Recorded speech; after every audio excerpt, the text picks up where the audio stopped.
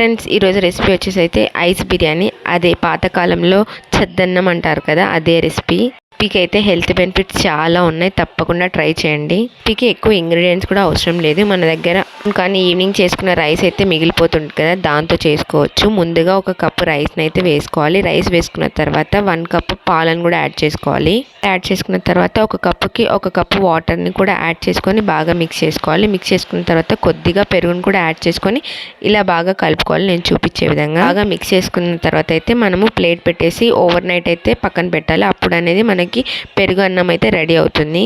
నేను నైట్ చేస్తే ఇలా మార్నింగ్ అయితే ఇలా గడ్డ కట్టేసుకుంది పెరుగన్నము. ఇప్పుడు పూరి దోశ అనే కాకుండా ఇలా బ్రేక్ఫాస్ట్ కి ఒకసారి పెరుగన్నం అయితే ట్రై చేయండి. దీని వల్ల అయితే మనకి హెల్త్ బెనిఫిట్స్ చాలా ఉన్నాయి. పెరుగన్నం రెడీ అయిన తర్వాత దానికి సరిపడా ఉప్పును కూడా యాడ్ చేసుకోవాలి. యాడ్ చేసుకొని ఆనియన్స్ అలాగే పచ్చిమిర్చిని కూడా వేసుకొని ఒకసారి కలుపుకుంటే విధంగా చేస్తే అయితే మనకు చద్దన్నం అయితే రెడీ అయిపోతుంది. మీకు ఇలాంటి హెల్తీ రెసిపీస్ కావాలంటే లైక్ చేయండి, షేర్ చేయండి. Don't forget to subscribe to my channel.